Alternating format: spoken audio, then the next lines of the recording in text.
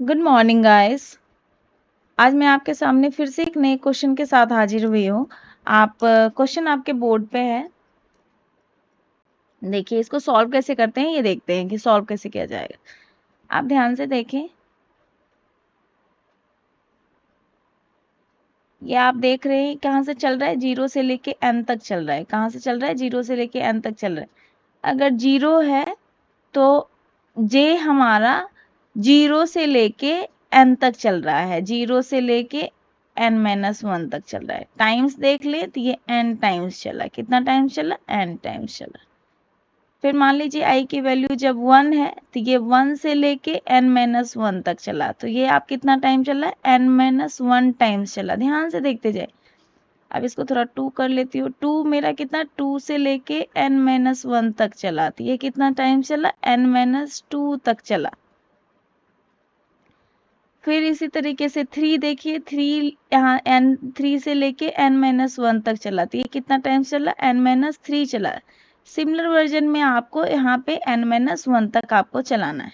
ठीक है, तो ये कितना तक चल जाएगा? n-1 से लेके मतलब कि तो हमारा n-1 तक चलना है हमको। तो ये हमारा कितना टाइम चलेगा? ये 1 टाइम चलेगा।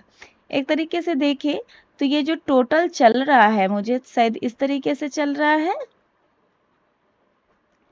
इतने टाइम्स हमारे ये चल रहे हैं प्लस। इसको थोड़ा अपोजिट कर लेते हैं तो ये क्या बन गया है? 1 + 2 + 3 प्लस इस तरीके से बन जाएगा। कहाँ तक? n तक चल जाएगा। तो इसको हम लोग, आपको पता है कि सम ऑफ n नंबर्स क्या होता है? n × n+1/2। तो ये क्या हो जाएगा? n² + n/2। ओवरऑल कॉम्प्लेक्सिटी क्या हो गई है? मेरा n² हो गई है। मैंने आपको बताया है कि हमेशा डोमिनेटिंग टर्म्स हम लिखते हैं। कौन सा टर्म लिखते हैं? डोमिनेटिंग टर्म्स होते हैं।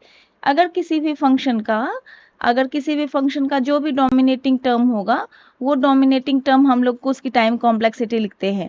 तो इसका डोमिनेटिंग टर्म हमारा n² है, तो इसका डोमिनेटिंग टर्म हम लोग स्क्वायर में लिखेंगे, n² कॉम्प्लेक्सिटी लिखेंगे।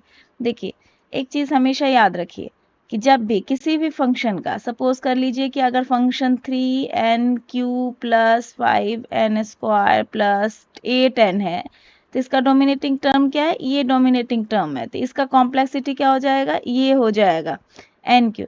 अगर इस तरीके से ही है n5 प्लस 6n² + 2n, तो इसका डोमिनेटिंग टर्म क्या है? n5 है।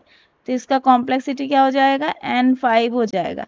तो आपको ये बात ध्यान रखना है कि जिसका भी जो डोमिनेटिंग टर्म रहता है वो उसकी कॉम्प्लेक्सिटी हो जाती है। तो इसी तरीके से इस वीडियो में हमने देखा कि इसका डोमिनेटिंग टर्म क्या है? इसका डोमिनेटिंग टर्म इसका ये स्क्वायर है। तो हमारी कॉम्प्लेक्सिटी क्या हो जाएगी? स्क्वायर हो जाएगी। आई होप गाइज कि आपको ये सारी चीज़ें समझ में आ रही होगी।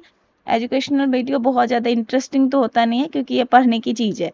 सो आपको अगर ये बात समझ में आ रही है या आपको लग रहा है कि कुछ इम्प्रूवमेंट की ज़रूरत है तो kindly comment in the comment box. Thank you so much guys, thank you so much.